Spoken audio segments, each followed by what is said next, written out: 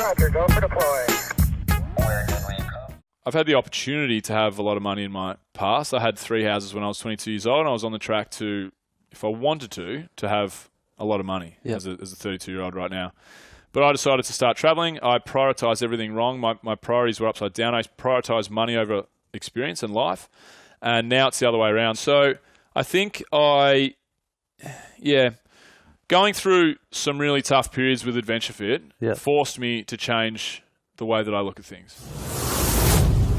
Hey guys, welcome back to AdventureFit Radio.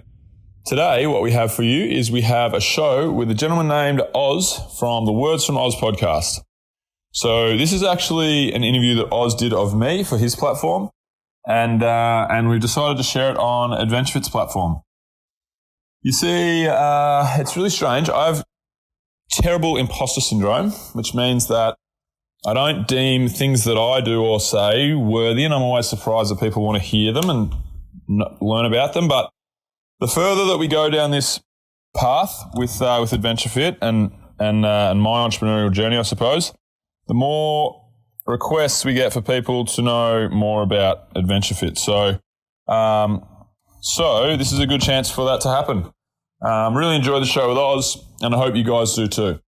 So before we head into the show, make sure you guys head to True Protein and check out their range. You can head to trueprotein.com.au. They've got all of your best supplements Australia-wide, all of your proteins, creatines, amino acids, fast release, slow release, weight gain, weight loss, everything under the sun, guys. They have it. And if you want to access that and you want to also get 10% off, then just go to www.trueprotein.com.au and use the code ADVF and you will get 10% off any and all purchases. Also, we're brought to you by AdventureFit Travel. Guys, we've got an epic lineup coming up for the next 12 months. We've got Iceland in November, Mexico in Feb, then we're off to Everest Base Camp in April of next year. After that, we're heading to Thailand in May, Bali and the Gili Islands in July, back to Vietnam in August, and then back to Iceland again in November. So if you guys are looking for a great way to travel, if you want to meet like-minded people, get your training on, get your mindfulness on, and just have the best time ever, then head to www.adventurefittravel.com to check out what we do. And don't forget, you can use the code RADIO for 10% off any and all of your trips. Anyway, guys, that's it from me. Here's the show. I live my life very, very much on my own at the moment. You know, it's just all about me. Yep. And I'd been with my last partner. We were house sitting and we were dog sitting a lot.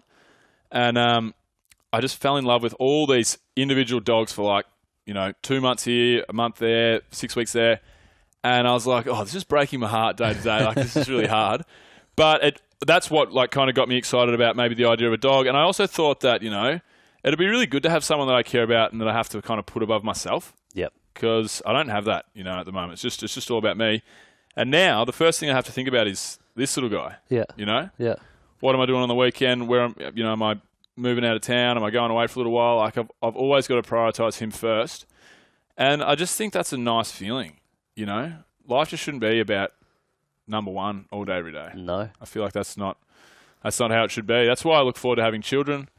I feel like when I have kids, it'll be in the nicest way possible, the end of my life and, the beginning of theirs. Yeah. Because, my whole job would be, okay, cool, I've done my part, I've got myself to here. Now my whole role in life is make this person's life as good as humanly possible, Yeah. And look after myself along the way, but... Well, looking after yourself is going to be looking after them, right? Yeah, that's right. But, I've just always liked that feeling, I put too much pressure on myself, I worry about... In the past, I've always worried about what people care, think about me too much, and it's just not a healthy way to be. So the more people that I can, have in my life and look after, I think it'll be better for me as well as, just a good little partner in crime. Yeah. What are a couple of the benefits you've already noticed or you're taking on? Well, I got a date about 4 or 5 days in from the little guy. Good work. There you go. Yeah, but everyone would say to me, oh, he must be, because he's so cute, you know. He's like a little sausage dog, long-haired sausage. He's a triple designer dog, really. Yeah. He's a sausage dog, he's a long-haired sausage dog, and he's a silver dapple long-haired sausage dog, Oh, you know. stop it. So I got a date at the start, which was funny, and everyone was like, oh, he must be such a babe magnet. And I'm like, no, he's just a people magnet. Don't worry, I get stopped by, like, drunken homeless crew and whatever, just to pat my dog. Yep. But, no, he's great. One of the best things is, before I got Ziggy, I was like, oh, it's going to take up so much time in my life. Like, can I actually afford whatever the time I have to really put into him every day, like an hour or two a day?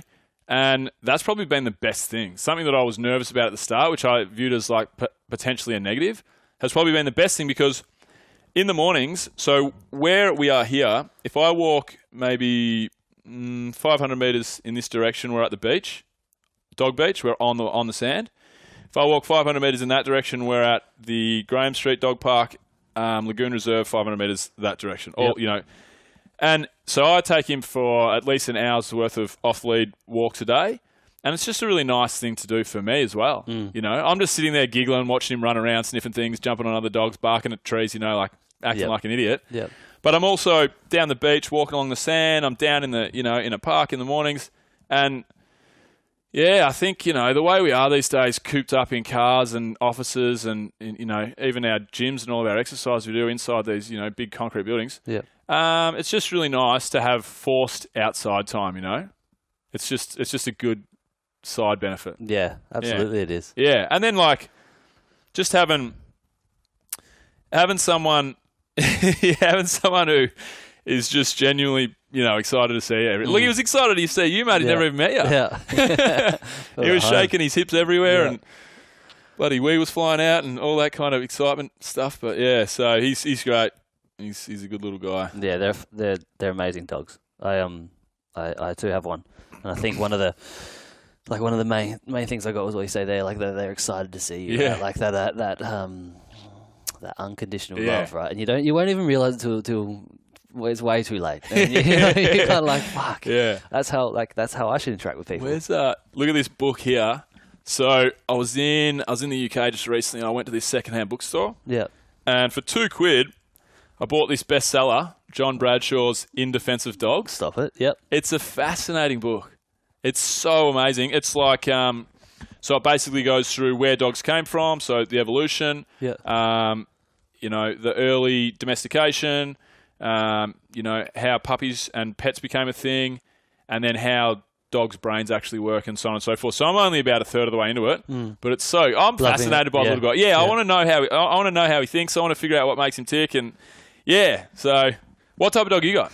Chip is a Chihuahua. Oh, really? Yeah, so little Chihuahua. I think my previous missus wanted to get a teacup, and he's come out and he's solid size. Yeah, really? Solid size. So, but that, maybe put that down to the fact that I was like, if you're getting this dog, I'm taking him running. Like, I'm not teaching him to run. Yeah. He's doing stuff. He's climbing hills. Yeah, Ziggy comes running with me. Yeah, we go on 5 kilometre runs. He goes swimming. He's a little athlete. Yeah, how good. Great. How good. That's great. Yeah, so the exact same kind of idea. But I actually, every time at the airport, when you see the bookstores, there's the one that's out at the moment. That the dog whisperer from the US has got one out. Oh, that, yeah. I see every so often. I'm like, I'd love to know what Chip's thinking. Yeah, yeah. Like, what get I would pay. I filmed a video of Ziggy the other day. He was laying down on the couch, and oh my god! Every time I watch it, I crack up laughing. I was laying down on the couch, and his whole face was twitching. Like, asleep. Asleep. Yeah. His nose and his eyes and his mouth. It was making me laugh so much. But I was just thinking, like, fuck! I would love to just go inside of his head and just know what he's dreaming about right now. Anyway. Because how old is he? 18 months. Yeah. So, 2 years. What You're thinking about food. Let's be honest. He doesn't have many more memories to be thinking about. Yeah, he's either thinking about sniffing butts or eating food. One of those two. Did you travel with him at all? I went up to Cairns with him. I went up to Cairns. You did a road trip, yeah? Yeah, I did a road trip with him. Yeah.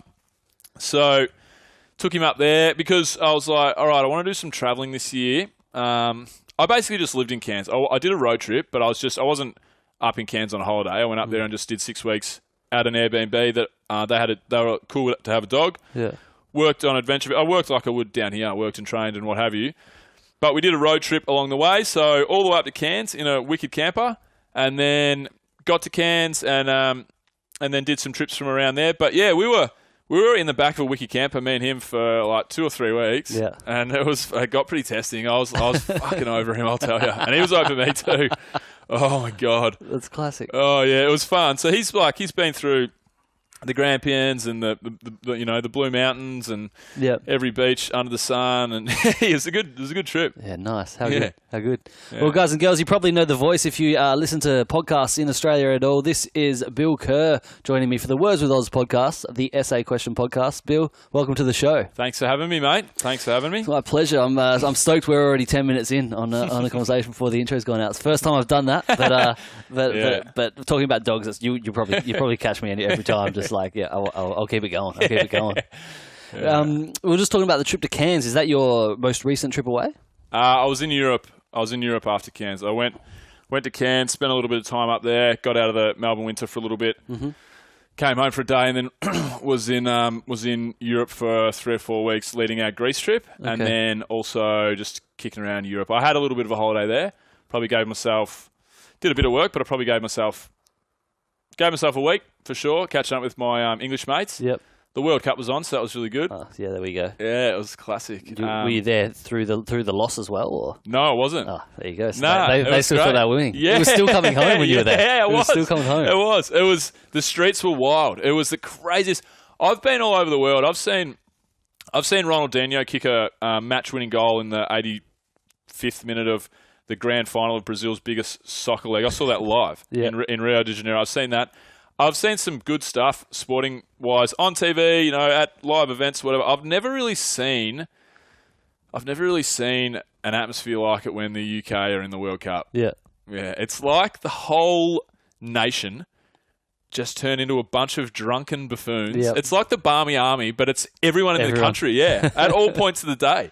Oh, it was so much fun. So yeah, I had a great time being there for that period, but I got a lot of good mates in the UK. I got a lot of mates all around the world. Obviously, I've travelled a lot and I own a travel company, but I've got a lot of really good mates in the UK. So,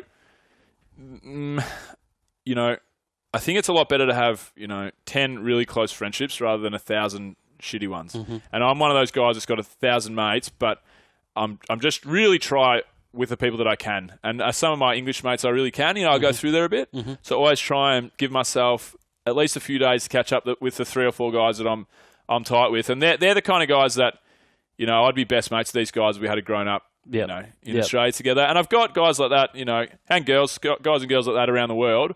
But it's a lot harder for me to actually stay in their lives face to face wise. Yeah. But the UK, I try and still cultivate those relationships. Yeah, it's funny that when you try and stay in their lives face to face, because I got something similar with a few crew in the Middle East, so Dubai and Qatar, and funnily enough, every time, but because of that, and it's almost like what you're talking about with Ziggy before about making time in your day, and like it's actually been the best part. But every time I travel now, I do it through that area and then make an overnighter or a 2-nighter where you get to see that person. And funnily enough, it means that I see them more than some of the people that live in Oz. Yeah, right? I think that. Yeah. I'm like, fuck. I've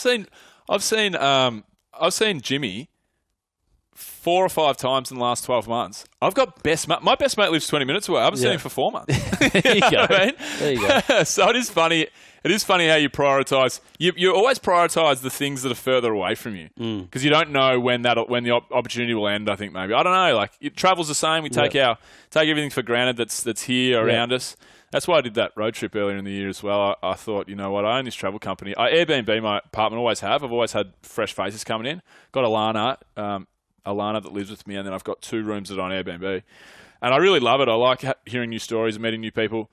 But they're always asking me, oh, great, you own a travel company. Oh, you've travelled all over the world. Oh, what do we do in Australia? Yeah, and I'm like, the bookstore's down the road. You can get the Lonely Planets for $49.95. That's your best bet. But I know a little more of Australia now after that road trip. So a bit of East Coast for you. That's a bit handy. of the East Coast anyway. What were some of your favourite parts about that heading up there, apart from having the big guy on your lap the whole way? I mean, my whole aim was to see as many national parks as I can. Okay. And I spent a couple of full days hiking in the Blue Mountains, which is really nice. Yep. Hit up the Atherton Tablelands. Went to the Daintree. Got up to the Daintree rainforest. So I grew up on the beach, and I'm very passionate about the water, and I grew up surfing and so forth. And I live right by the bay here. But there's something about green, the colour green, and being being in the botanical gardens, for example, I could spend days just sitting in the botanical gardens and I'd just be having the greatest time. It just makes me feel happy. Yep. So beaches as well. But yeah, I wanted to just check out all the national parks that we had. Stopped off at a bunch of great beaches and yeah, had a good time along the way. I mean, it was just nice to be just on the road with me and Ziggy, as much as we pissed each other off from time to time. Yep. Just being me and him on the road and digging into some good books and podcasts and what have you. And managed to get some work done on the trip as well.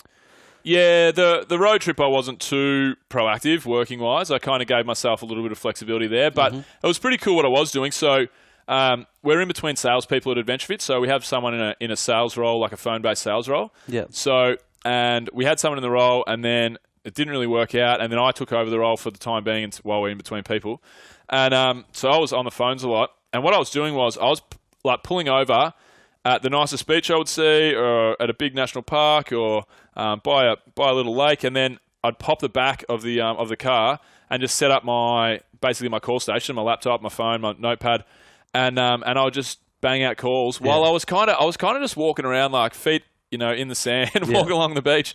It was an amazing way to do things. It was really quite good. So good. And then I got up to Cairns and I was cracking in Cairns. Like we just went through a really busy period and I probably worked more than I would have liked to up there. But my plan was to have a normal life up there and work. I would have liked to have taken the foot off the pedal a little bit more, but wasn't able to. So, such is life. Yep.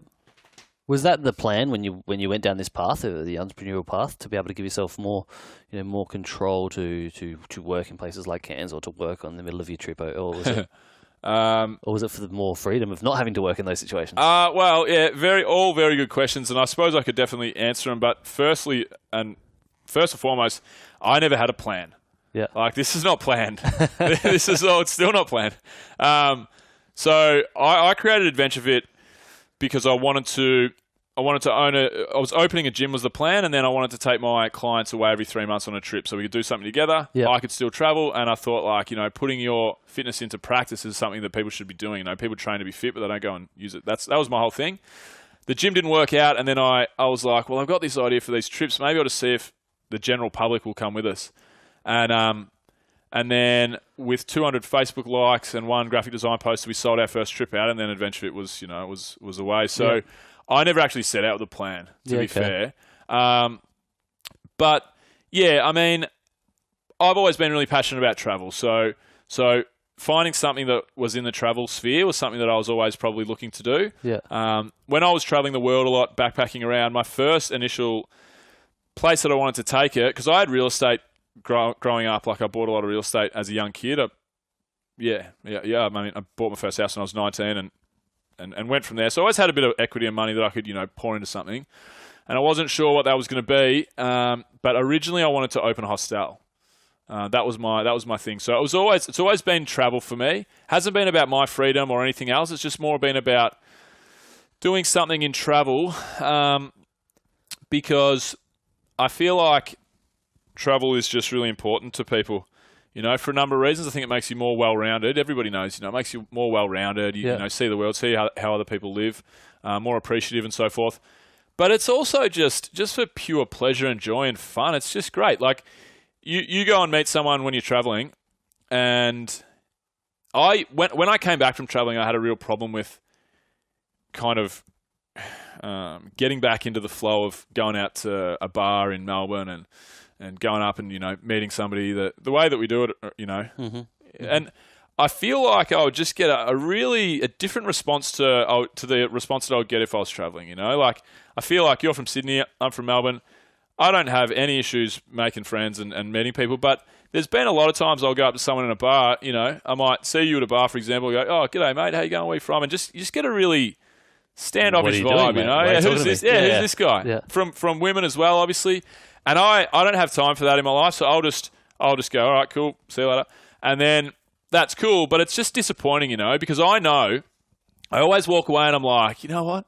We'd be fucking best mates if we did that in Spain. Yeah. We'd be arm in arm. We'd be, and I think, you know what that is? I feel like it's because people let their guard down when they're traveling, and they're their real selves. You know what I mean? So the stories that we tell ourselves, our ego, our our biography that we have of ourselves in our heads, it's all stuck.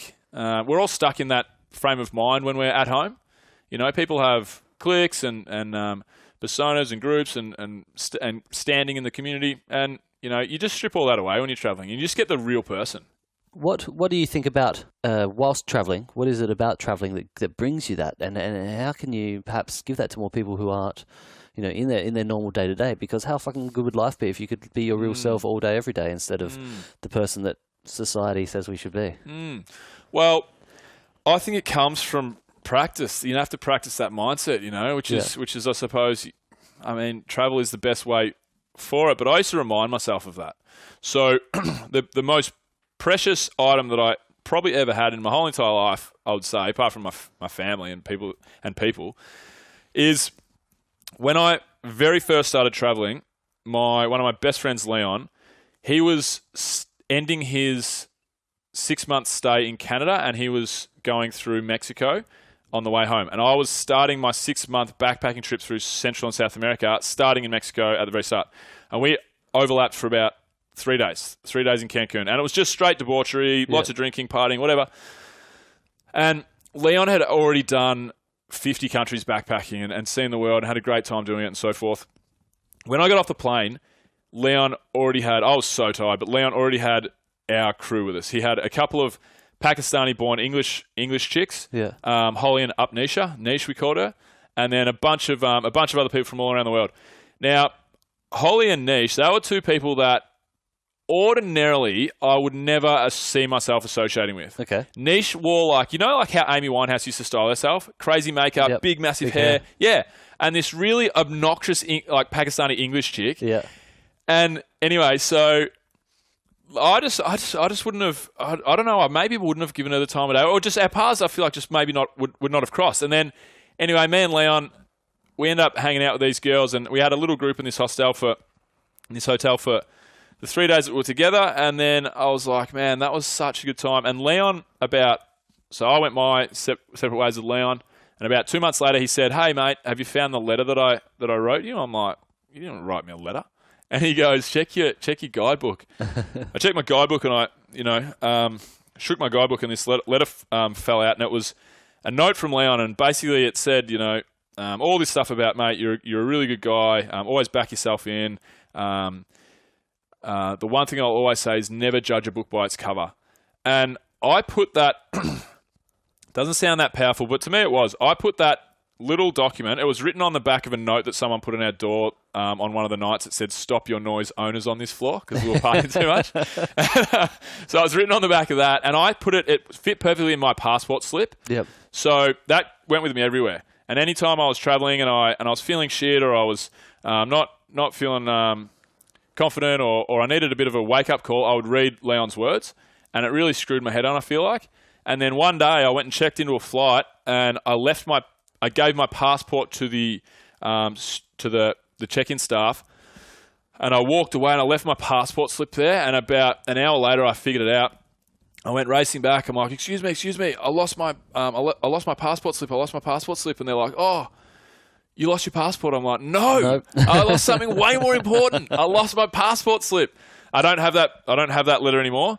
But yeah, you have to you have to practice that mindset, I feel like. You have to be reminded every day. I mean, it's like all good things that you need to create a good habit around, right? Yeah. I suppose you need to stop and think, what is this situation the real me, or what am I taking forward here? Yeah, look, I don't know. To me, I feel like it comes naturally now. I've traveled a lot, and I just think. How old was Leon? Leon was 20. We were both 24 at the time. Okay. Just about turned 25. Pretty impressive resume of travelling and wisdom to just throw around there for you. Yeah. He's a full knucklehead too. Yeah. He's a straight knucklehead. Cool. No, he's a good guy. He's a good guy, and he's smart. He knows how the world works. So he's it was good. Love that. Yeah. Absolutely love that. I want to throw back to a bit where you're talking about some of the people that you met while traveling, and you knew that if you grew up with them, you would have been like top best mates. I mean, they're still your good mates now, but if you grew up with them, what do you find in that? What do you find in traveling? What do you find in that person that you just go, "We fucking click here"? Is it just a feeling and intrinsic, or do you actually do you reckon you could pinpoint what that might be? Oh, it's just banter for me, for Yep. sure. And I feel like that's why I think a lot of nations click. A lot of nations click straight off the bat. Yep. And in my experience, and I'm not as well travelled as there's a lot of people who travel more than me. I just happen to be in travel, and I've done a decent amount. But I feel like I've got some American mates for sure, some really good American mates, but I've never really met an English guy or girl. But like I suppose I'm probably more my close mates are guys really. But I've never really met an English bloke that I haven't really clicked and got along well with. South Africa, I feel very similar about. I've got a lot of my best travel buddies are all South African. And I think it's that, I mean, where countries, Kiwis as well. You'd probably say those 4 countries, like straight off the bat, you know, you sit down next to each other and you're like, right, my whole goal right now is to get some banter out of this bloke and you know, and throw a bit of shade his way. And then, I mean, and that's it. I mean, we take life too seriously. So anyone that can not take themselves seriously, make me laugh and you know, and give it to me a bit, I'm going to be probably pretty good mates with. Yeah, good. I love it. A little bit of that ability to drop the shield. Yeah, just that's fucking right. take it and give it back. Yeah, I mean, I'm not a very serious person, Oz. You know, I think deeply about the world.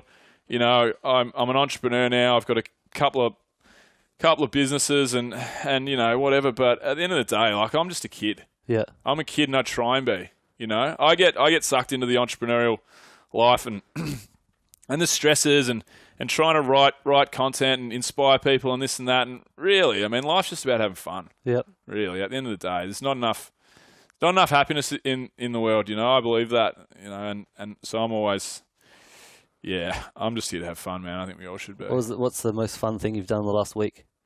The most fun thing I've done in the last week. Oh shit, that's a good question. Oh, I'll tell you what it was actually.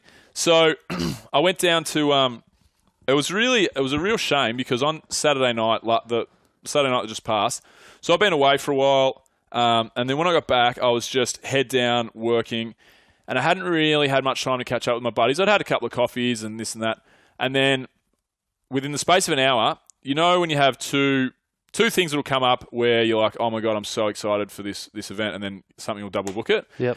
So I had Mac, one of my great friends up here, one of my best mates up here these days, really, and he's our number 1 tour leader.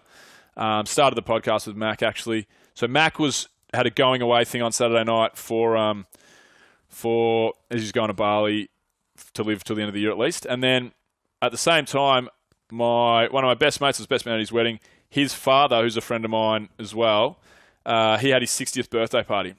So these guys knew each other. They both did Kokoda as clients with AdventureFit last year. Yep. And then I said, right, guys, the only way that we're going to be able to do this fairly is I'm going to make a live video and we're going to flip a coin. Yep. All right, heads I go to Corey's and tails I'm going to Max.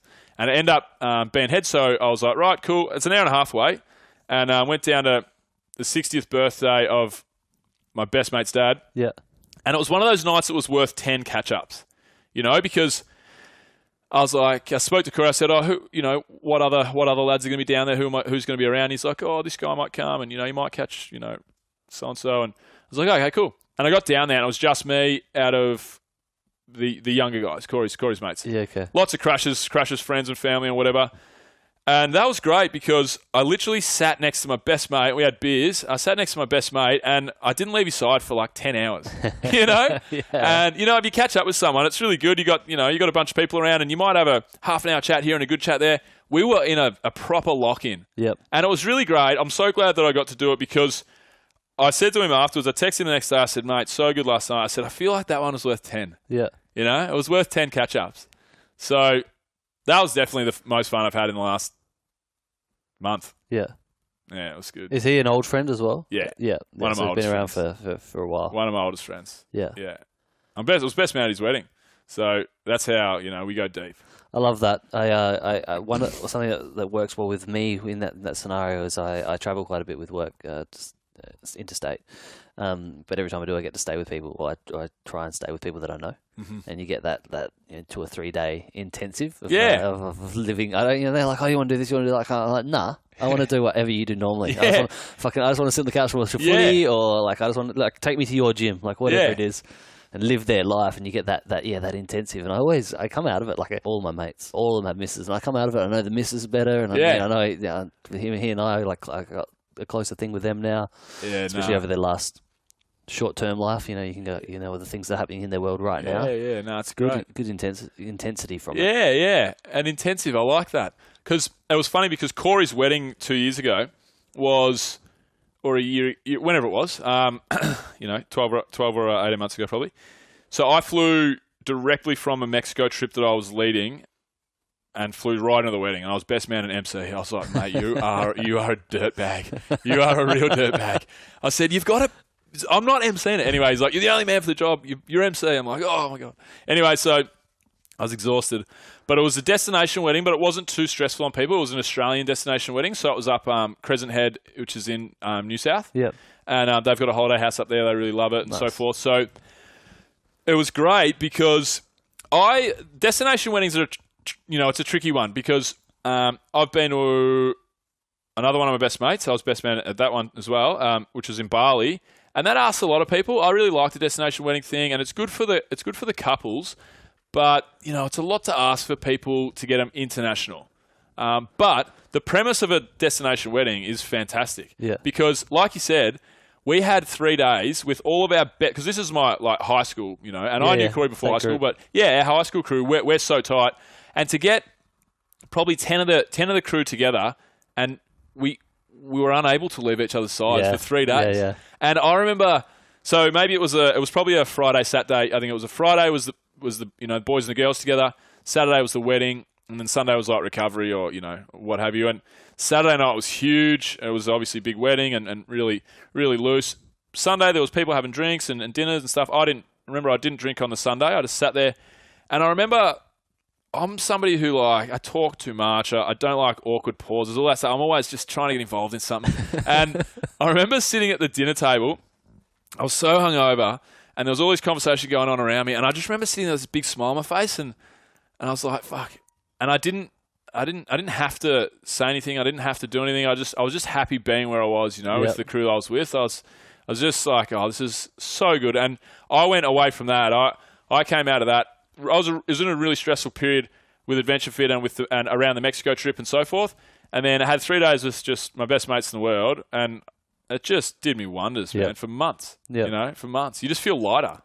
All is right again for a while. Yeah. I feel like if you get around your true close friends, the people that know you the best, the people that you've got the longest history with and the funniest stories, if you get around them and spend a real, get a real good catch up in, you definitely feel lighter and you're able to just be a better person walking away from it. Yep.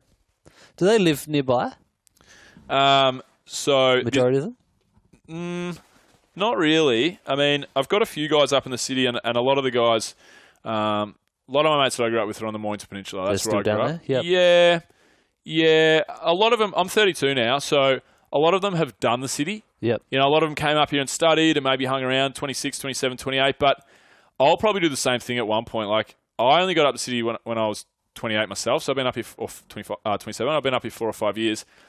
I love it, but I probably won't stay up here forever. Yeah, okay. I'll probably go back to somewhere where I can get a nice property or it's nice. And I grew up 20 meters from a surf beach on 5 acres with a golf course on the back fence. Yep. I'm in an apartment in the city. I'm CBD. I don't have a car. I don't want a car. I got rid of it. I got the beach. I got parks all around me. But it's not the same. It's not the same. So a lot of them. Moral of the story is a lot of them have been in the city and done that part of their life, and then they've moved back and they're having kids and getting married and got a few guys up here. But that, How often do you get down there? Well, my favourite day of the year, every year, it's the only thing that's non-negotiable in my calendar. There's one thing that rolls over year in, year out every single year. Yeah. And that's on the 23rd of December. me and all my mates from school, we have a get-together. Yeah. And it's funny because what are we now? We're 14 years removed from high school, from when we finished school. And, I've had a lot of people, myself personally, that went to Padua, where the school I went to, and every year when we have our catch up, I get a few people messaging me like, "Oh my God, I can't believe how tight you guys are." Yeah. Because all friendships kind of drop off and fade away a little bit, for some reason.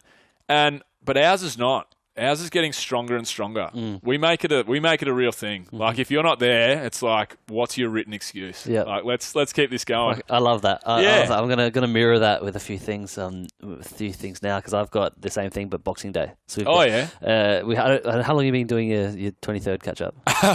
10 years. Yeah. Okay. Yeah. So I think we would be approaching. It'd be 9 or 10, but it's because the first one happened as Boxing Day test. Yeah. As us versus another school, and we're all Yeah. so our group is about 7 people deep, pretty tight, and then their group's about the same size, and so we're like, fuck it, it's the school just across the road, so Yeah.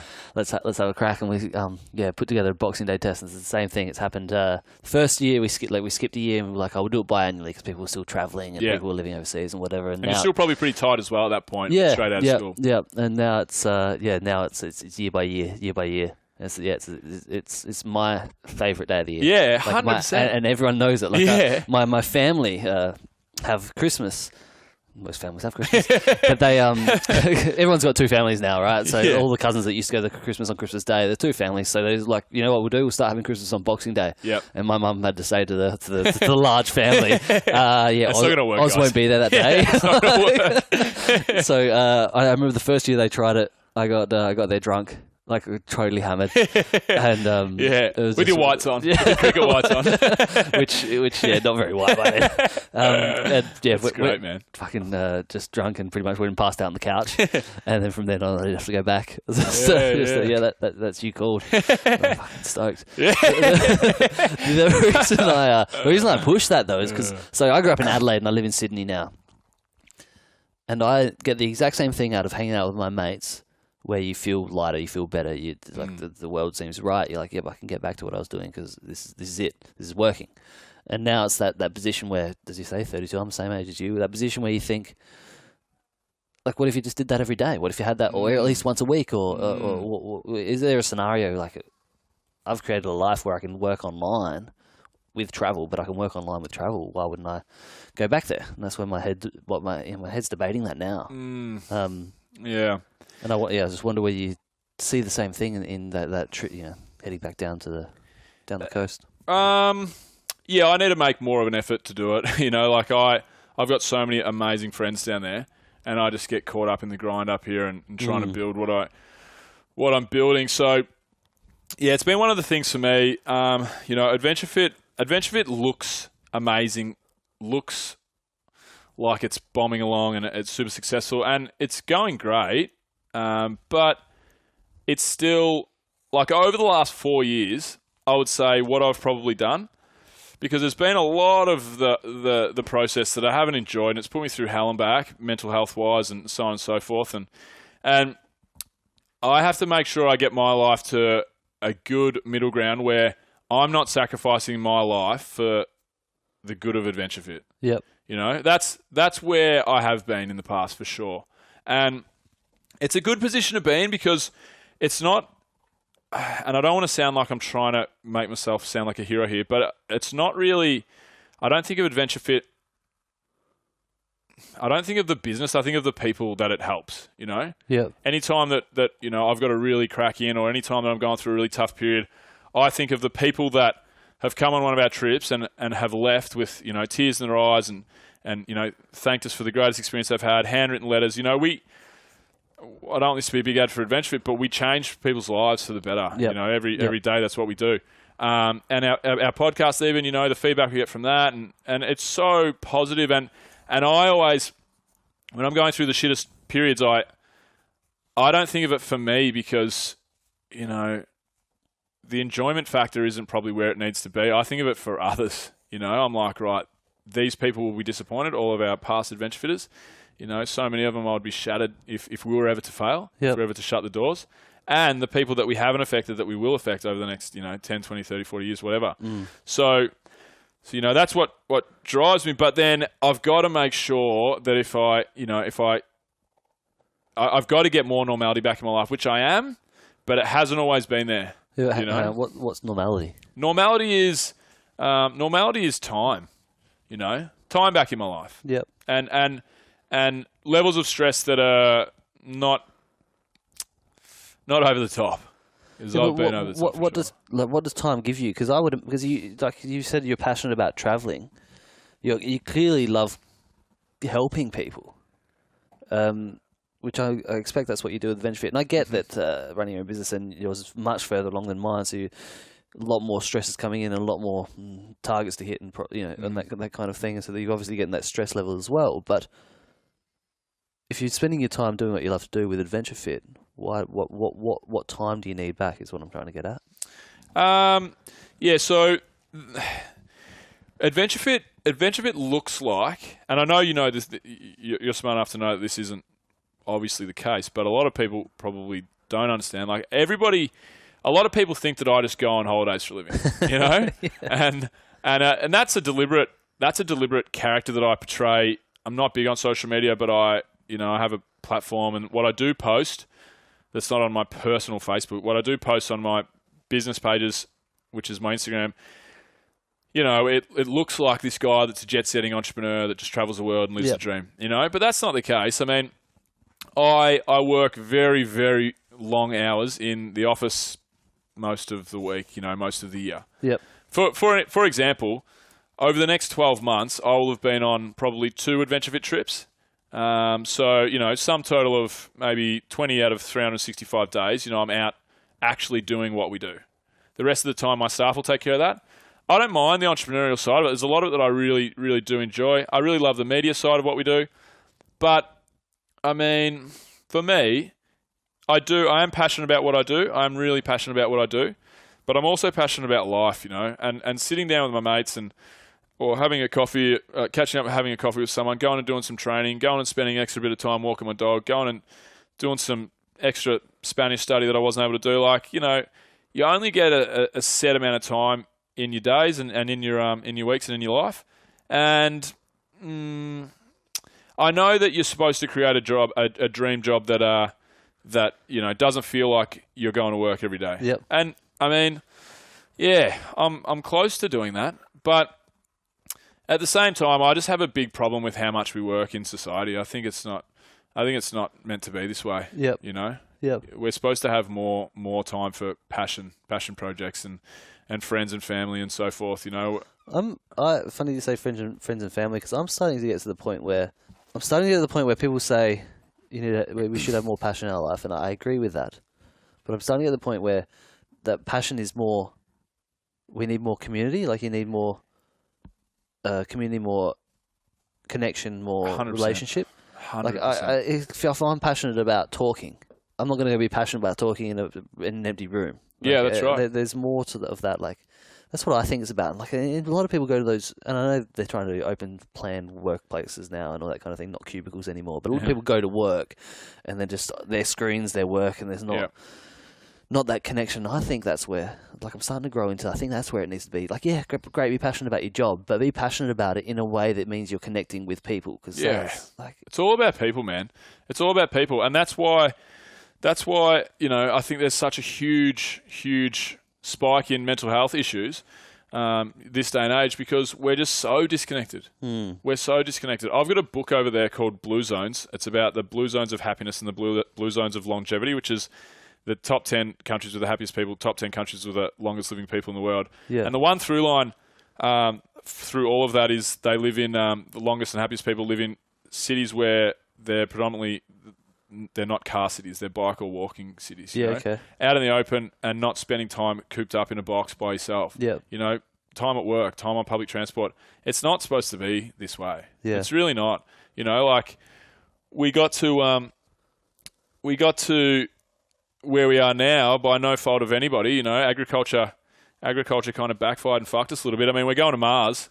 I love science. I love science and technology. I really do. But I also don't love the fact that I think, we're not supposed to be so segregated in this life, And I think that's a big part of it. And we're not supposed to be machines built for working. We're lucky, me and you, Oz, because we do have passion for what we do. I truly believe that. But we're the minority. Even I get. I think I work way too much, and as passionate as I am about AdventureFit, I'm more passionate about my real life. I really am the people in my real life. Yep.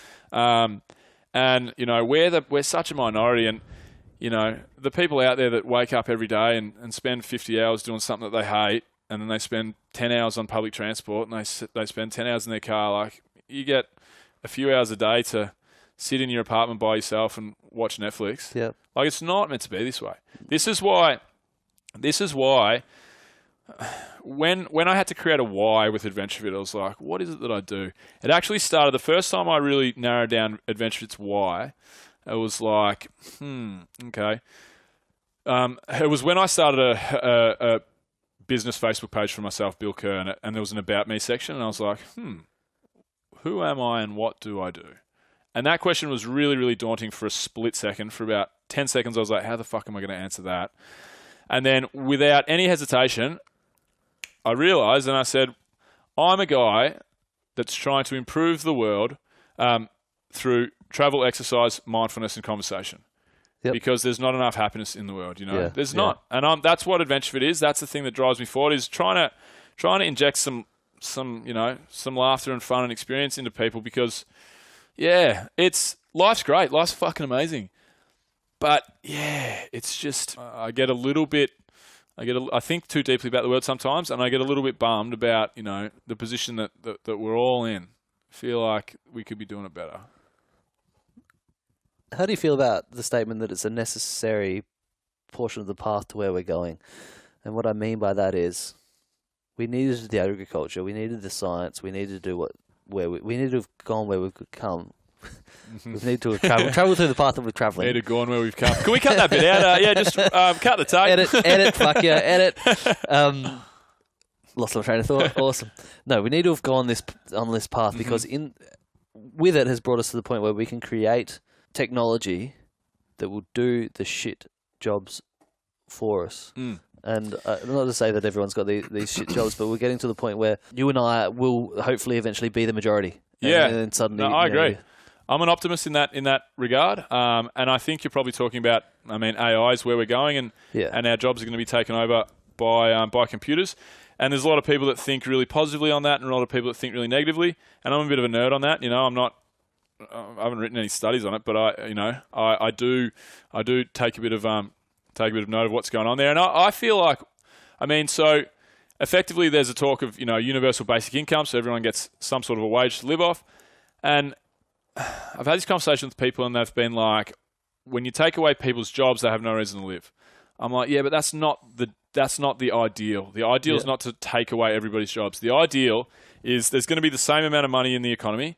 There's going to be the same amount of hours to be worked. There's going to be the same amount of people that want work.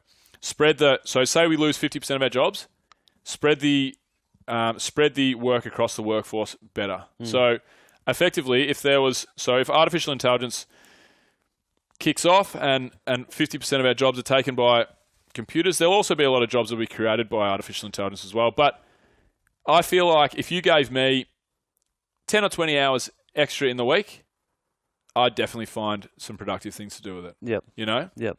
It's not about... So I think we'll get there, you know? Well, I'll give you an example, and it's only coming to my head because I've read this... Great talking to you. Read this on a plane in one of the travel books. There was the Virgin magazine, and they had a guy who's written a book recently about future work. Yeah. And the example is McDonald's. So they've now put in those kiosks. I don't know if you've been in one lately, but they put in the kiosk so you can order not with a person. Okay, so there's an example where AI or the technology has taken away someone's job. But what it's created is now in McDonald's restaurants, the ones that are forward thinking, people go out from behind the counter with the food and deliver it to the person at their table. So they're turning that into a interaction where the person, the waiter actually comes to your table. So that it didn't lose. I'm not saying this is going to happen in all industries, but the person didn't lose their job. It just created another one, like you say. It just filtered out. Yeah, that's right. That's how all the economy always works. You know, like horse and cart drivers would have been shattered when cars were invented. Yeah. And then they just would start driving cars. That's the most rudimentary example I can obviously give. There's someone out there with the mind that can create something fucking amazing, and yet they're stuck somewhere else. So as soon as we can free that person up, like imagine what we're going to do. I agree. So I think it's really good. I think, necessity is the mother of invention, and we need to figure these things out, and I think we will. But I think we're probably just in that period in time now where we're kind of in limbo. Because think of when we think of when we were tribal. Think of when we were living in small groups. You know, you're surrounded by your friends and family, and you knew everyone around you, and you had lots more leisure time. You know, I mean, you had probably lions and tigers to deal with on the battlefield, but but outside of that, you know, we were living within you know our evolution and within nature, and then the last 10, 12,000 years, that hasn't been the case, and we've gotten to the point where we're at now. And I mean, in another 1,000 years, we're going to be so incredibly different. We're not even going to know. It's going to be insane. But I think we'll get to another really, really good point. I think we're just in a period now where we're banking on artificial intelligence to bail us out. What you mentioned that we've gone down a path of you think the world might be a little happy. People aren't happy enough at the moment. Yeah. And you obviously spoke of mental health. What aspect of AdventureFit, apart from taking people out and showing them the world and giving them that connection, I suppose that's the answer. But do you enforce anything specific around mental health in what you do? Not particularly, although on every one of our trips, our trips basically revolve around travel, exercise, and mindfulness. You know, so we'll take people to a destination. Say we go to Indonesia, for example, is a easy example. We'll have a day of surfing, a day of rafting, a day of hiking, a day of diving, some stand-up paddleboarding, and in and around that we'll train, and then in and around that we'll also do some mindfulness, so that'll be yoga or meditation. Okay. So we just like to promote, I mean, it's how I live my life. I don't go crazy. I'm not a yogi. I'm not in 20, 25 hours a week training mode anymore, which I was for a period there. Yep. But I definitely look after my body and I look after my mind, and I think everybody should. Yep. You know, so the whole experience of AdventureFit is kind of based around how I think that we should do things. Yeah, and okay. that's how I live my life. So we talk about a lot mental health on our podcast, and because I've dealt with some family. My family has mental health issues in our past. I've dealt with some stuff myself for sure, without a shadow of doubt. So we've always been very open to getting a bit of interference here from Ziggy, my dog. He just wants the ball taking thrown. my attention. It's fine. Yeah, but I've always wanted to be very open about it conversationally when we with what we do with our podcast and our media and so forth, and then we promote exercise and mindfulness on our trips, Yep. and then that's a really big part of it, to try and I don't know. I don't want to sway people and tell them how to do things, but expose them to something they may not already be exposed to, and they may get something out of it. Yeah, you spoke about before that you don't think about the business, but you think about the people that it helps. Is kind of so you're focusing on the purpose of the business, the purpose of AdventureFit, with in pursuit of what you want to get done. At what point were you awoken to the fact that that's how you should operate, or did you just operate that way? No, I definitely didn't always operate that way. I probably reframed that. When was it? Maybe sometime over the last 18 months. Okay. Probably, I don't remember exactly when it was, but I remember how it went down. I'd always thought of, dollars and cents and whether we were financially successful and so forth as success with AdventureFit. And I still do to a degree, because if we don't make money, we're not a business and we can't offer anything to anyone. Yep. But at the end of the day, I've had the opportunity to have a lot of money in my past. I had 3 houses when I was 22 years old, and I was on the track to, if I wanted to have a lot of money. Yep. as a 32-year-old right now. But I decided to start traveling. I prioritized everything wrong. My priorities were upside down. I prioritized money over experience and life, and now it's the other way around. So, so I think going through some really tough periods with AdventureFit forced me to change the way that I look at things.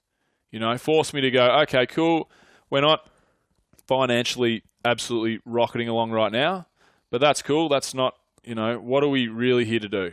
We're here to survive. We're here for me to be able to have a life that I can, enjoy myself. I don't need to be super rich and super well off, but as long as we're making a really positive impact, then that's better than anything else. When I went through one of my toughest periods, I broke up with my partner 2 years ago roundabout, and that was basically because I blamed that on AdventureFit, to be fair. Yep. Like, I nearly shut the doors on AdventureFit because it had put me through so much stress in that 12 to 18 month period beforehand that I didn't enjoy my life. I wanted to escape it. I wanted to move away. I had this plan to move to South America, or I wanted to make some major change because I just wasn't enjoying day-to-day anything. So I broke up with my partner, who was beautiful. She was amazing. We were awesome. We were in love. We were great. Yep.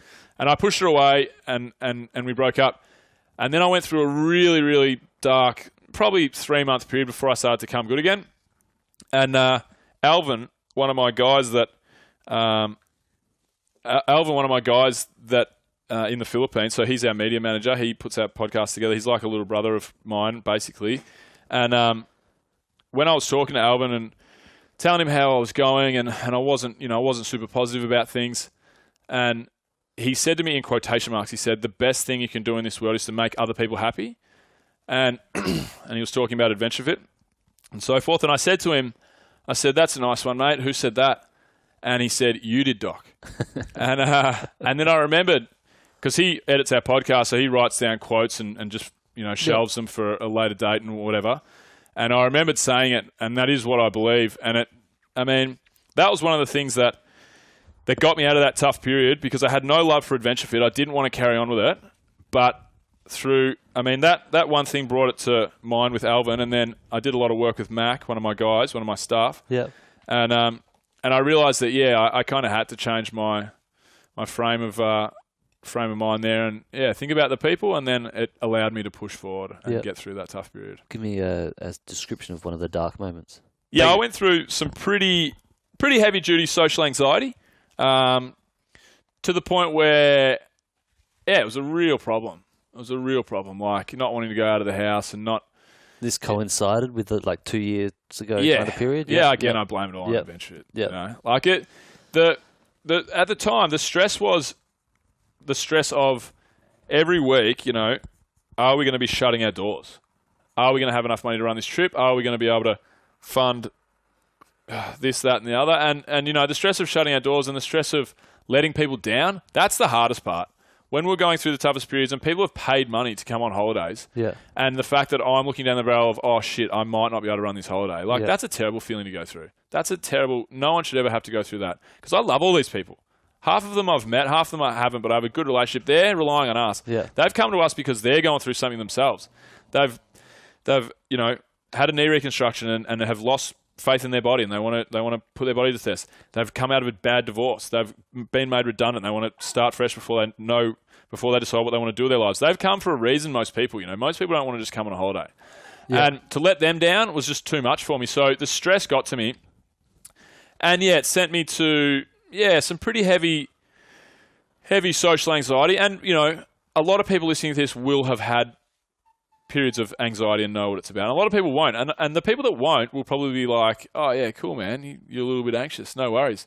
It was crippling, 100% crippling.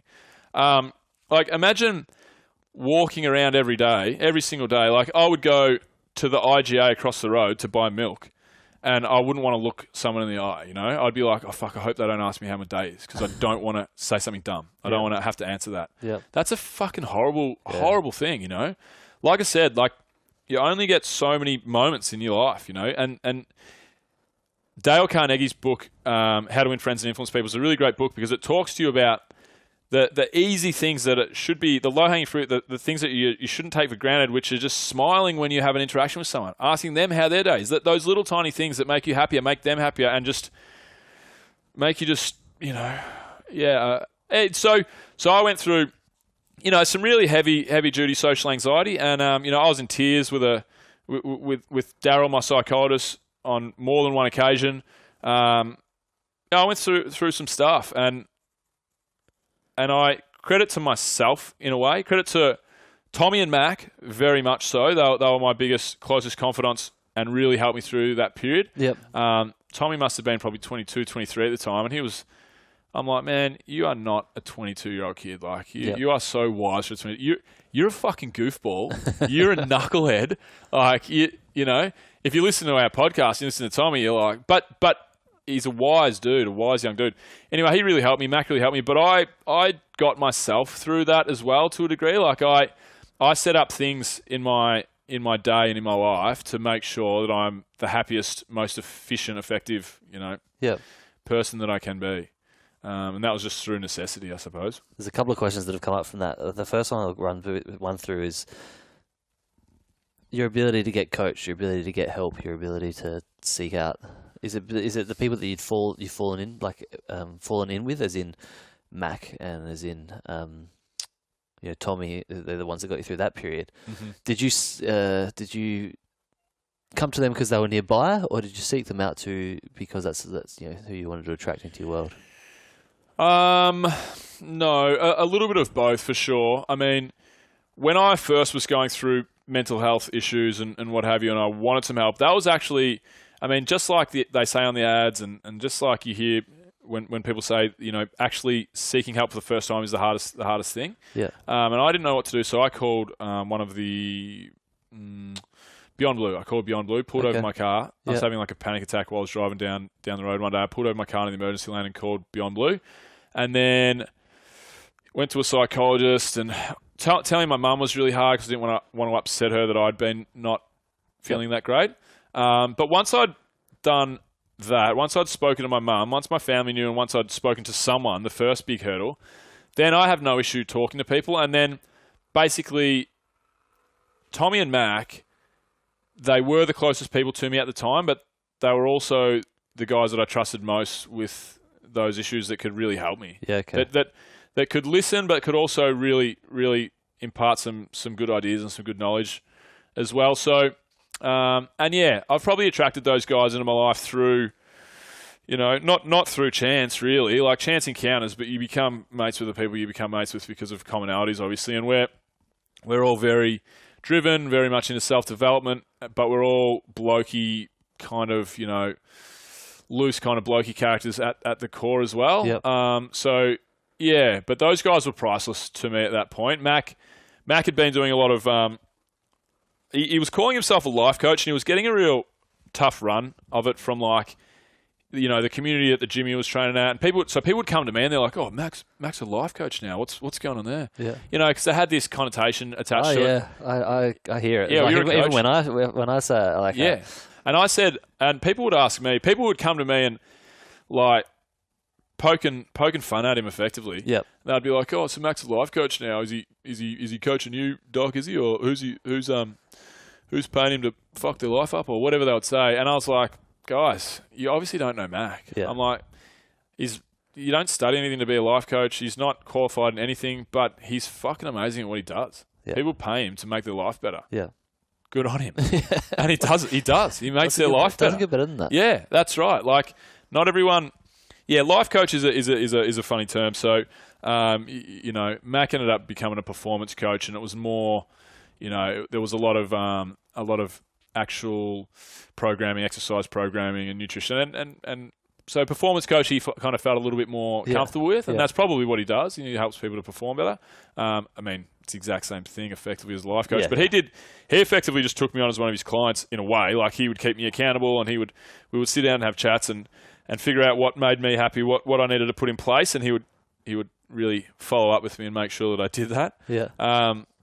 Man. Without Tommy and Mac, like, I would have been fine, but fucking hell, it would have taken a lot longer, I reckon. What are some of the things that you've put in place now to make sure you're living your happiest, your most effective, your most efficient life?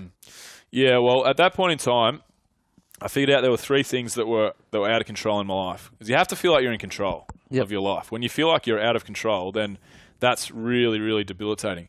So financially, we were out of control, basically me and AdventureFit. So I was like, okay, I have to pull out all the stops and start to make ground there. I have to start to see progress. Yep. Okay, or I shut the doors at AdventureFit. The second was my mental health was slipping quite badly, so I had to see some professional help, which I'd done in the past, but I hadn't taken that step to see someone again. And I go see a guy named Daryl, who's absolutely fucking fantastic. He's amazing. He's just a good guy. And then thirdly was I wanted to get my friends back in my life. I wasn't making time for anyone but AdventureFit and Jill, who was my partner at the time. Yep. So they were the three macro things that I wanted to change. So I started to make sure that I would, at the very least, have lunch with a mate in the week, you know, Yep. even if it's somebody that I work with that I enjoy, you know, like, let's go out and, you know, have lunch together. And I started to build, because I kind of felt like I couldn't reach out to a lot of my mates as well because I'd pushed them away and I wasn't feeling good. I was a bit anxious and a bit down in the dumps to a degree. So I had to really force myself to get back to getting out of my comfort zone and catching up with people. But I started to really schedule that into my calendar pretty routinely. So they were the macro things that I focused on. But I've always been really big. I say always. I mean probably the last 5 years, really, since I actually heard of the concept. And that's been I've been really big on a morning routine. Yeah. Because so many of us, our days can get totally out of control. And once your day's, you know, out of control, or once you're busy, or once you're tired, or, you know, you don't come home and do a bunch of things to better yourself in the afternoons and in the evenings. So I just carved out a pretty rigorous morning routine, but I love it, you know. What I did was I didn't really have a morning routine. I wasn't meditating as much as I should. So I was like, okay, what I'm going to do is I'm going to make a game out of this. So I bought a whiteboard from Bunnings, and I made a grid, and across the top was the days of the week, and across and down vertically was every morning routine habit that I want to pick up. Yep. And I wouldn't be able to do them all every day because there was too many of them and it's just not realistic. But what I did was I would mark off every day what I would do. So I'd wake up in the morning and I would start the day with a cold shower. So that was great. Get some endorphins, really wake you up and jolt you into the day. I start with a warm shower and then I finish with a cold, which is a trick for anyone that wants to actually wants to get into it. if you want to be a tough guy, just jump in there, but it's not for me. So I would have a cold shower. I would go back and I would meditate, probably 10 to 20 minutes on average. I would write a gratitude journal. I now write a full journal, which has at the end it has 3 gratitude points. But originally I was just writing a gratitude journal, 3 things that I was grateful for that day. Yep. I would get in some reading if I could. I would get in some exercise if I could. I would drink a litre of water with sea salt. And there was a bunch of other things as well, but they were the main ones. And then what that would do is I would write down for a week what my score was. Okay, cool. And then I tried to beat that the next week. Yeah. And it was a little competitive game with myself. And like they say, within 3 months, it's a habit. You know, you form the habit. And then now to this day, I have a pretty tight morning routine. Now Ziggy's involved in the routine, so I'm getting outside. I'm spending time with my dog. Like what I do in the morning, I wake up, cold shower. I'll come in. I'll lay down on the bed. Ziggy normally sleeps underneath the blankets, and I'll lay down and I'll say, Ziggy boy. And then he'll come out. He'll jump all over me for a bit. We'll sit down. We'll have a cuddle for probably 5 minutes. I play with him and roll around and what have you. Then I'll meditate. I'll journal. If I can read, it's a major win. Yeah. And then I'll go for a walk along the beach. And then, you know, by 8:30, I'm ready to start my day. And I've already won. Yeah. If everything goes out of control and I have a bad day after that point, I haven't really had a bad day. So if you look at good, average,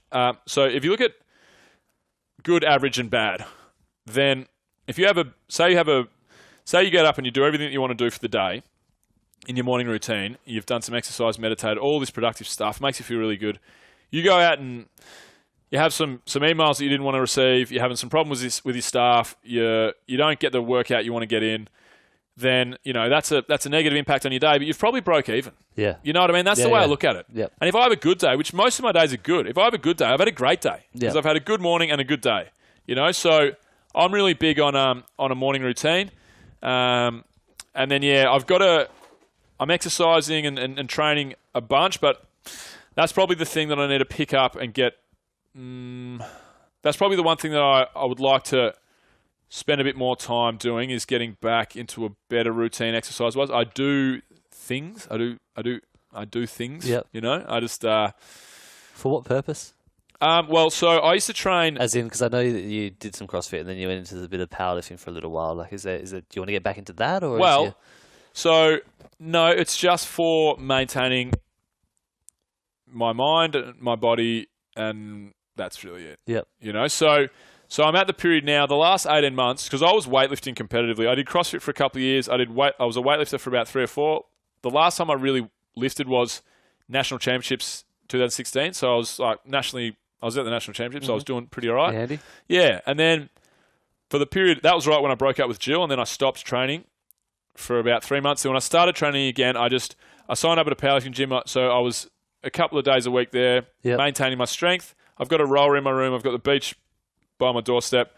So I'll do a 10 or 15 minute workout a couple of times a week. Yeah. So that's just so I don't feel like I'm just falling apart, you know, because I am very big on, maintaining, those endorphins that you get from exercise and looking and feeling good about yourself.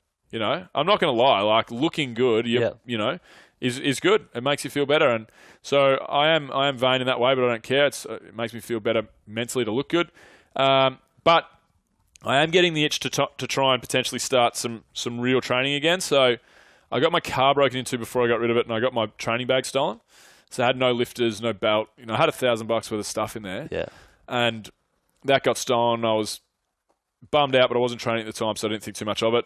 But now I'm just starting to look around. So I want to buy some lifters, and I'm going to start training hard again, I think. Yep. Yeah, just get some more hours in the week anyway. Some more serious hours in. So just turn it up a little again. Yeah, just turn it up a little and see what happens. Yeah, get the rig right. Get the rig all shaped up for summer. Mate, I'm just training for summer, coming. let's be honest. It's August. It's the 1st of August. Every year you just say that August chat. I reckon I might take it a bit more seriously now. Yeah, for sure. Yeah, I got Ziggy and him on the front of the lead, me with the back of it. Yeah, fuck it, let's go. Yeah, that's exactly right. You saw right through me. I fucking can't lie to you. Have you petitioned the council for a beach gym down here yet? Or what? Nah. I am the gym down there, mate. But anyway, so that's some of the stuff that I do. I'm just always trying to feel. I prioritize my happiness, my mental health, kind of. But I don't like to say mental health because there's like then you're kind of thinking like it's a negative connotation. Like just my happiness. Yep. I try and be happier every day than I would without doing my morning routine and the things that I do. And I think that's super important. Happy and content. That's what we all need more of. When you were 22 and you'd 3 houses deep, I take it you're not in that position anymore? No. 3 houses deep, 22, heading down a path of, you could have just gone down the path of work your ass off, keep building your equity, and you might own this block that you live in now. Mm-hmm. What happened for you to go, you know what, this isn't right, I like these are my passions. Owning a fuck ton of land and property on it and investment property isn't what I want to do. I'm going to go travel. What was the catalyst of that? So I had a problem with my liver when I was 23. I was really ill for 12 months, and that was the catalyst 100%. So what happened was I was really ill for 12 months. I was on some pretty heavy medication, and it took everything away from me that I really loved. I used to be a local. I played Aussie rules football, and that was like my passion. I used to train. I used to run. I was in the gym a lot, but it was all because I loved football and I wanted to play good football. Yep. So I had that taken away from me. I was quite ill day to day. Lost a lot of weight. Couldn't train in any way, shape, or form. One strange thing that happens: my hair went straight. It's not super curly now, but it's wavy. It was dead straight. Like I'd had a hair straight on it. I was fucked, mate. It was fucked. And then. So I remember, I used to have a subscription to Australian Property Investor magazine. Yep. And my dad used to have a subscription to Property Investor Australia magazine. So they were the two major magazines for property in Australia. And I used to read them back to front, like, 100 back to front. Yeah, back to front. I used to read them, every single word from the moment they dropped in the house. I'd just be deep in them. When I would come home from work every day, I would be on realestate.com figuring out my next potential real estate investment. Yep. And everything was just focused around money. I thought that money was the only way that you could be successful. And I focused everything around having more equity, buying more houses and making more money. And then when I had everything taken away, I realized that I was like, okay, there's got to be more to life than this, There's got to be more. And I thought, once I'm past this, once I'm through this period, I'm going to see the world. I'm going to take off. I don't know where I'm going, but I'm going to take off. Yep. And so I remember I Googled bucket list travel or 100 best places to see, or I don't know what I Googled, but I came across this guy, Howard Hillman. And he had howardhillman.com, and he was a dude who claimed to have traveled every country of the world, and Yep. and he knew he'd compiled a list of Hillman's 100. Yep. It's the 100 greatest sights to see on the planet.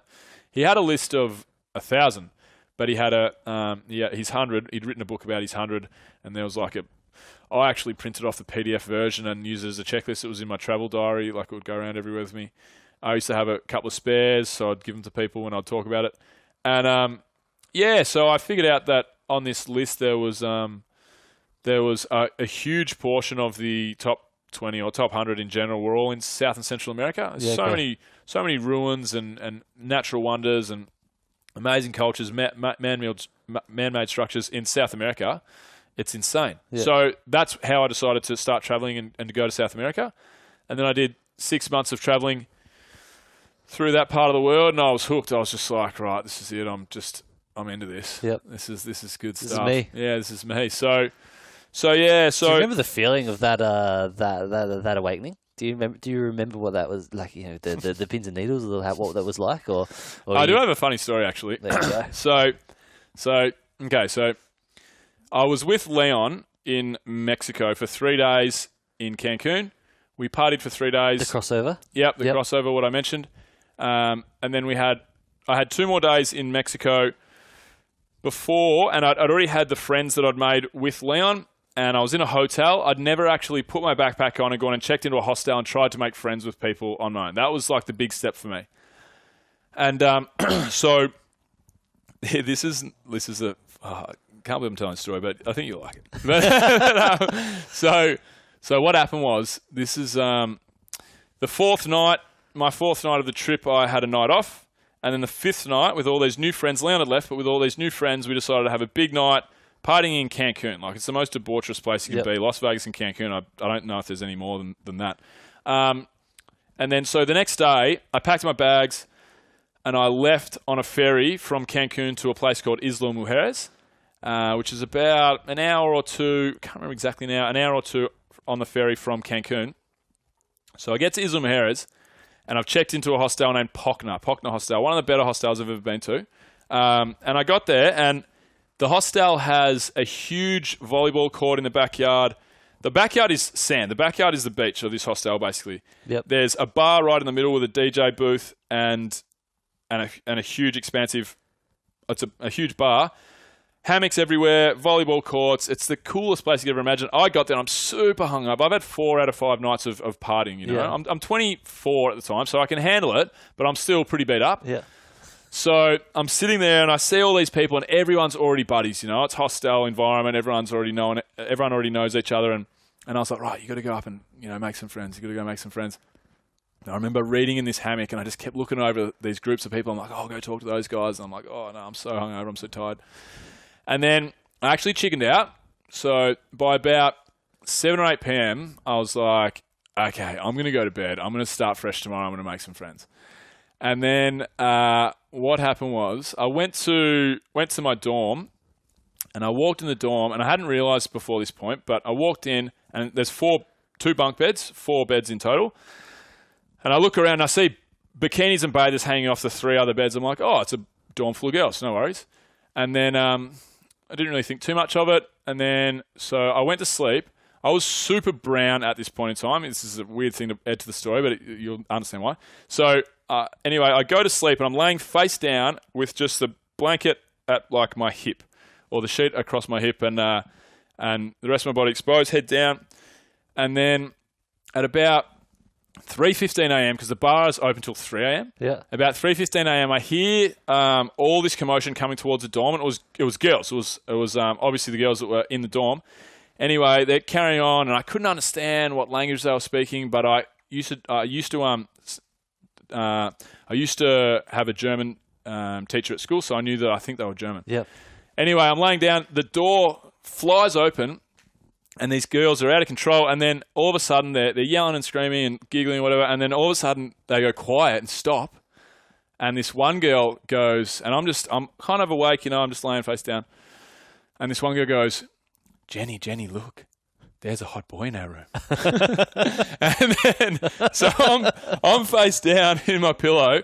I'm like, fuck, I wonder what they're going to say next. They didn't say anything next. The girl, her name was Alice, and Alice, she reaches down, grabs the blanket, rips it off me, grabs me, goes, come with me, hot boy, you're coming with us. Pulls me out of bed. They start throwing clothes on me.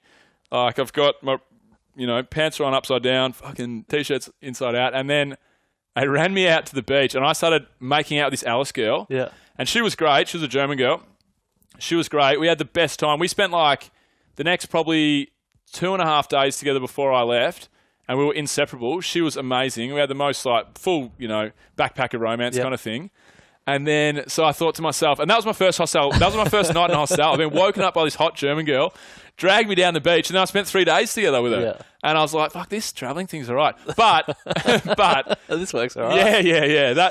That's never happened to me since, and never probably will Been again. hunting for it. Never will happen to me again. But it was so funny. That was my first ever hostel experience. But what actually, so that's just a funny like hookup experience. But what happened from that hostel? This is probably the thing that was the most eye-opening, the most like invigorating, the most, oh my God, I'm really alive. And that was, so I was at the hostel for 3 or 4 days. I spent the first couple of days with Alice and then she left.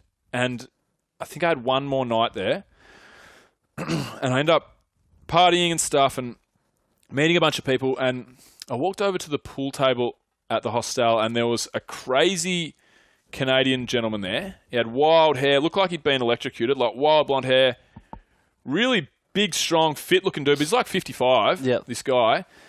His name was Guy, actually. And then anyway, so I started talking to him and what had happened was he was in the hostel and he was trying to find people to sail with him to Belize. Yeah. And anyway, so I'm like, oh yeah, sail to Belize. He's like, yeah, you just got to say that you're my first mate. I don't have any license or anything like that. We go and we register you. You be my first mate. If we can get some other people in from around here, they can be like deckhand number 1, deckhand number 2, and we'll do a trip down to Belize. And I was like, fuck, this sounds good. I'm liking this.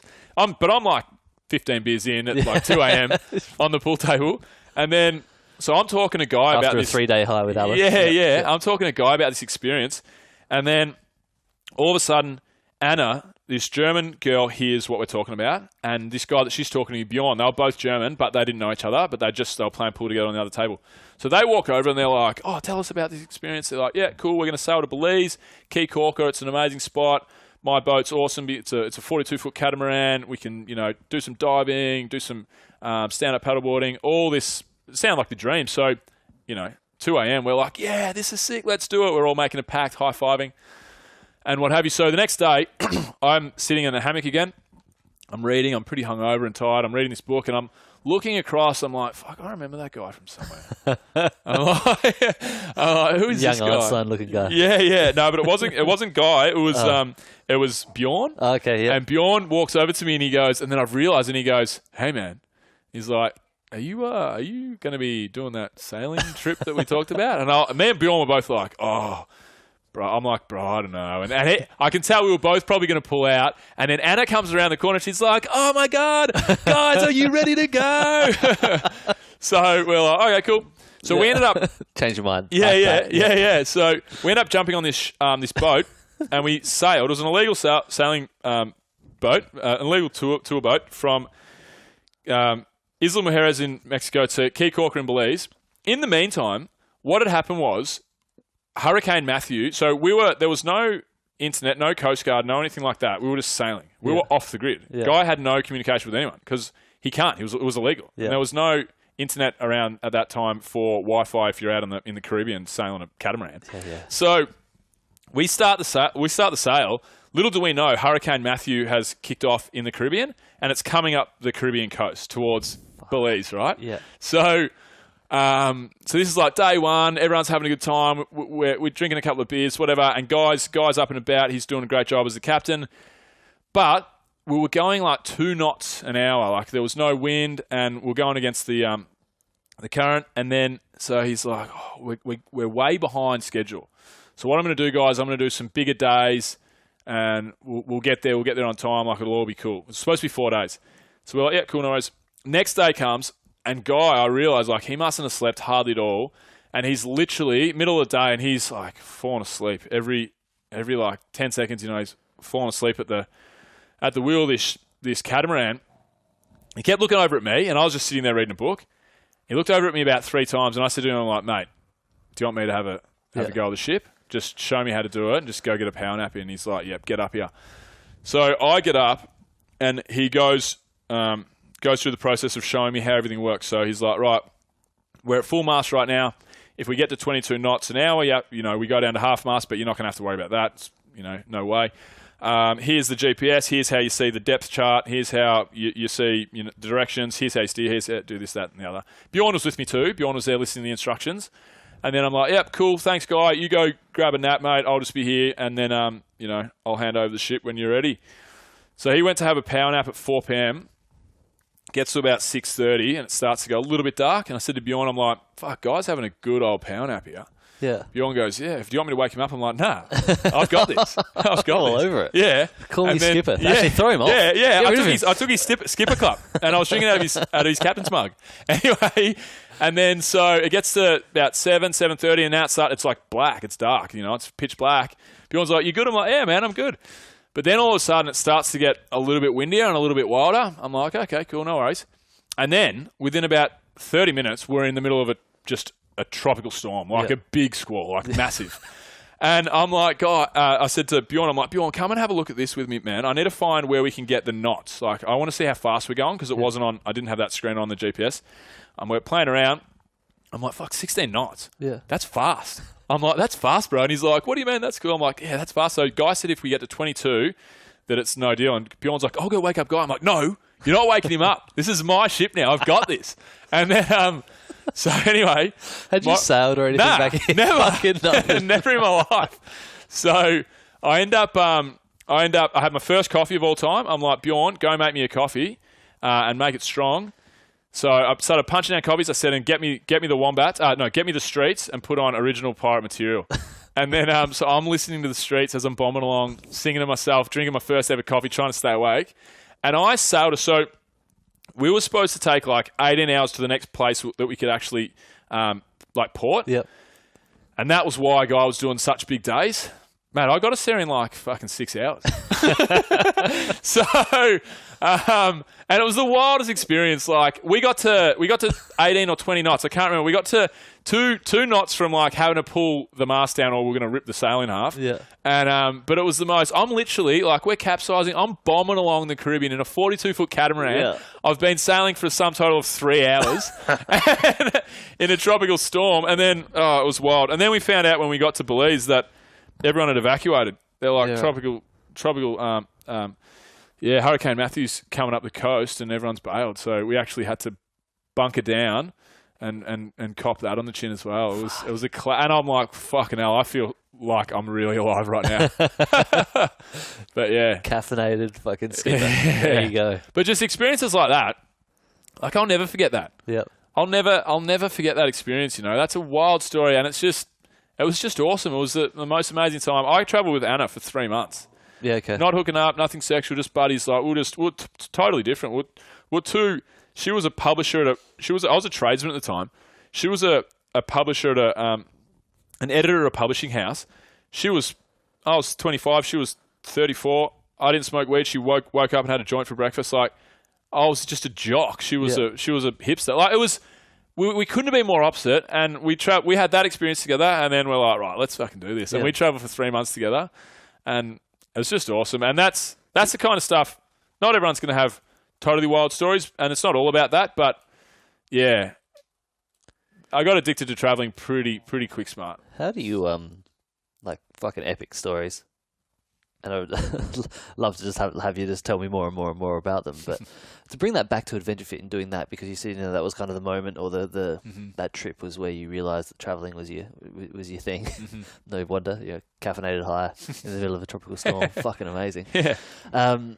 But how do you try this? That was where I was going. How do you try and get AdventureFit trips? I would imagine are pretty structured. How do you bring in the randomness? Yeah. Well, it's not about randomness for AdventureFit and to try and recreate that experience. I mean, my levels of my comfort zone is pretty wide. Yeah. As in a general sense, I invested in real estate really early, so I mean, my risk tolerance is quite high, and I'm also a bit of goose and I'll try anything, and it's just how I'm kind of built. Yeah. So that's cool. So for me to get out of my comfort zone, like I probably go to more extreme measures than others would be willing to in some certain sense. But, Greece, for example, we just did a trip to Greece, and we had a day of diving, and none of the people on the Greece trip had ever done any diving before. So we had a day of discovery diving, and they were all freaking out. They were like, fuck, I don't know if I can do this. I'm really kind of like not sure about it. I really want to do it, but I don't think I can. And I'm not going to take really any credit for this. I was trying to help the guys, but the staff that we had, the dive instructors, were phenomenal, first class. They were like, guys, look, we get this all the time. I really think you'll enjoy the experience. Let me help you. We'll go and we'll do baby steps. We'll show you how it all works. In the water, this is how you do a discovery dive. They basically teach you everything, and you just do one tank dive. And if you really are peaking, they'll actually hold you and help you swim through the water and so on and so forth.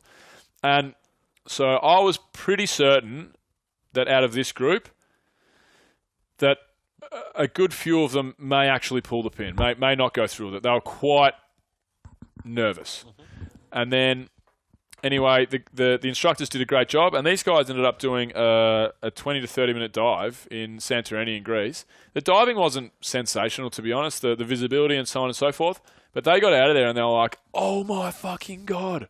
I never would have thought that I would have done that. Yeah. I was so nervous. That was amazing. I was underwater. Did you see this fish and this crab and this like rock formation? And that's all they could talk about. They were stoked, and it's not about, sailing a catamaran into a tropical storm. Like that's an extreme example, but it's just about people, experiencing new things and putting them, taking them out of their comfort zone. So we had a girl, Lara, who's a great friend of mine. I used to train her. I was a weightlifting coach. I was a weightlifting coach for a while there. And Lara was doing weightlifting and a bit of CrossFit and so on and so forth. And she couldn't, I'm not sure if she had pull-ups. I'm not sure if she could do a bodyweight pull-up. She may have been able to, but I'd hazard a guess that she may have been able to do one or two or three maybe, something like that. And anyway, so our second trip we did actually, was to New Zealand, and on that trip we went to Franz Josef Glacier. So on the South Island, amazing glacier. You get a helicopter up there, and then you do some glacier climbing. So it sounds really intimidating, which we have to be careful of that, is what we market and how we word it, because we made it like action packed, super. Yep.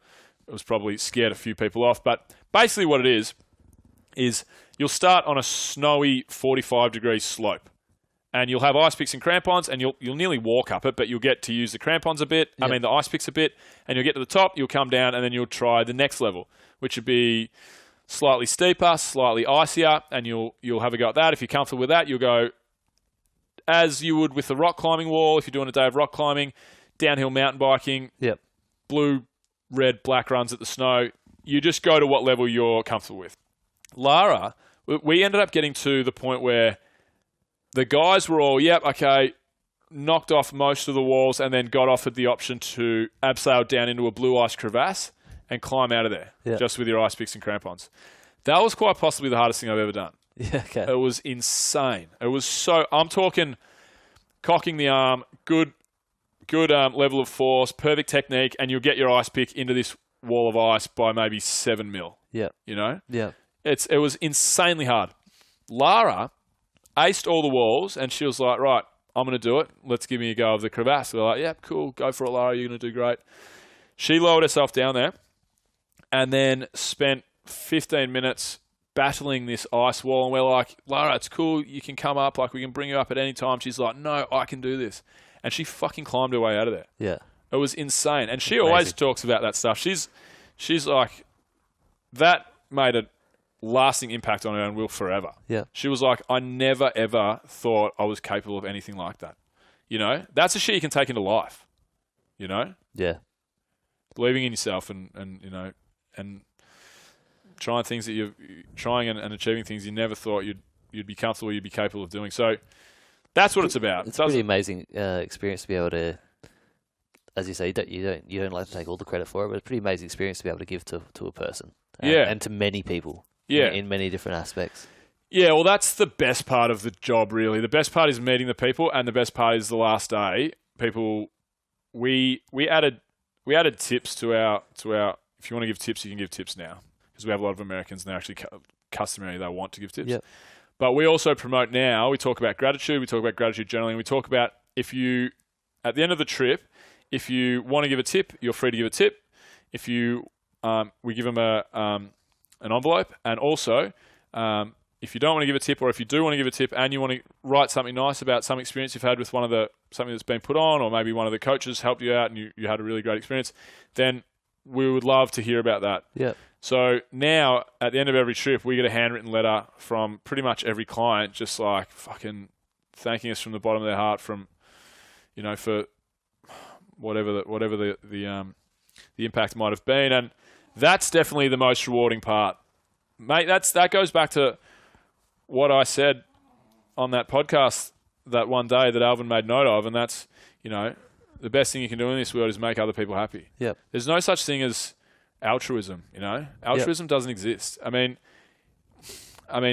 technically, yeah, but like if you're doing nice things for others, you're going to get a huge amount out of it for yourself. Yep. You can't not. Yeah. Humans are made to feel good by helping others. Yeah. They really are. Yeah, there's anyone that says that they do it for any other purpose. Like, yeah, I'm sure there are other things you're doing it for, but you feel fucking good when you help someone. Yeah, that's really right. That's right. You can be kind, you can be altruistic, but you can't help but get something great out of it yourself. Feel really good, and that's what we get, and that's what I get, and I am very lucky in that case because a lot of people, no matter what they do, no matter how passionate they are about their job, a lot of people don't probably have that level of satisfaction. Really, it is great. It is really awesome. It sounds it, and I've gotten plenty out of this conversation that we've had together. And normally with most guests, I have a series of final questions to kind of ask and run through, but. Mm-hmm. We've covered so many of the, I could ask you about like what inspires you, but you've already given 7 stories of things that have gone out, what's harder, what your trigger moment was, and all those kind of things. So I'll ask some, maybe ask 2, and then we'll wrap up. Mm-hmm. Are you still drinking coffee? Yeah, I do drink coffee. Yeah, I drink coffee. I'm not a huge coffee drinker, but I do drink coffee. I was going to say, being a Melbourneite, do you have a coffee go-to place, and what kind of coffee do you drink? I drink a cappuccino. Yeah. So as I said, I'm not a, Yeah. You've got the beard, but you're not the coffee hipster. Yeah, that's right. But okay, so I was in South Melbourne before I moved to Port Melbourne. That's probably the coffee capital of Melbourne, nearly. I drink coffee at St. Ali in South Melbourne. Okay. Absolutely first rate. Yep. Really great. And then Dead Man Espresso, also in South Melbourne, is a really nice coffee as well. Cool. I'll be sure to check them out. St. Ali's probably the go-to. Perfect. St. Ali Coffee Roasters in South Melbourne there. Yep. That's probably going to give you your best experience. They'll do all kinds of fancy slow drip coffees and so forth for the real coffee drinkers out there. Yeah. And they do pretty good food too. I was there yesterday catching up with a buddy, and good spot. Perfect. You speak about buddies, like you just did, and your friends and oldest friends and so on a lot. So I'll ask this question as well. If I was to have your oldest friend sitting on the couch with us, be a pretty crowded couch, but I'm sure there'd be good banter. What is something unusual that they know about you that no one else knows?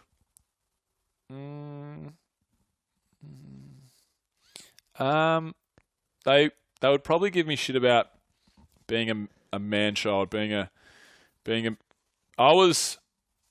I'm 5'11", 6 foot now. I was 5'11", 6 foot when I was 12 years old. Genuine. I was a freak. We had an under 12s football photo. I was captain of the interleague side, the representative side for local football. And you know how in some like sporting football photos or soccer photos or whatever team photos, there'll be, as a junior, there'll be the kids, and then the coach will be wearing the jumper as well. Yep. The coach will be wearing the jumper, but he'll be in the middle. Yeah. Yeah, I was I looked like the coach, Just all these children, then this behemoth of a 12-year-old boy. Good. Yeah, I don't know what else they would say about me. They would use every opportunity they can to rip into me, but I can't. Doc the man-child. Yeah. Perfect. And then I'll ask this one as well. The school morning mantra is a question that I throw out to all my guests. So the idea is, you've been invited to speak at a school before, say, 90 kids, and they're about 12. So they're 11, 12 years old. So they're not so young that they don't understand, and then they're not so old that they're like, yeah, fuck you. So they'll take what you've got to say on board. What's a mantra or a mantra you'd give them to say themselves every morning? So it's got to be a mantra, so it's got to be a short message, but it allows them to live their most fulfilled life. They're happy, probably a term you'd use, their happiest life. Chase impact, not money. Yeah. Try and make a positive impact on people. Yep. We focus on money as a form of success too much in this day and age. I mean, that's off the top of my head, I love it. Go with it. Chase impact, not money. Yeah, chase impact, not money. Perfect. This stage of the podcast, I like to reflect on the conversation for the listeners. So as you can see, I keep a few notes, and I kind of throw back at you a couple of the key points that I took away, so the listeners know what it was like to be in the here and now, as opposed to listening to the recording in the future. There's a lot of mirroring in the things that you've got to say about how some of the experience that I've had. So there were a lot of notes I was like, oh, that's hilarious, I'm loving them. But I'll focus on a couple in particular. And the first one, it was almost the school morning mantra, but the first one was the idea that you decided with business to not think about the business, but think about what you were doing for people. The impact you were having, and the way you were helping people, and how good that you had Alvin give you that ability to throw that quote back at you when you're in that moment, and it was something that you said that's fucking powerful. Yeah. I love that. So people need to take that on board. Like, stop focusing on the business, or the way I put it is, stop focusing on the results so much as bring it back to, what are you doing it for? What's in the now? Well, I had a mentor of mine who I admire, and we actually do a bit of business together now. And he said to me he was struggling because he'd gotten through the tough point of his business, and he didn't know where to go next. And he said to me, he goes, my next goal is, I'm looking at 100 million. I'm looking at these big figures, and I'm like, and he was struggling personally. I said, mate, you're having a rough time because you're looking at it the wrong way. Yeah. Don't think about scaling the bank balance. Think about scaling the people that you help. Yep. And then you're going to be driving forward as passionately as ever. Yeah. And that, yeah. And I'll tell that to anyone. That's how I think everyone should think and feel. And I said to him, if you do that, you'll make that 100 million for sure. Just focus on the people, and the money will come. Yeah. In business. It will, and it does.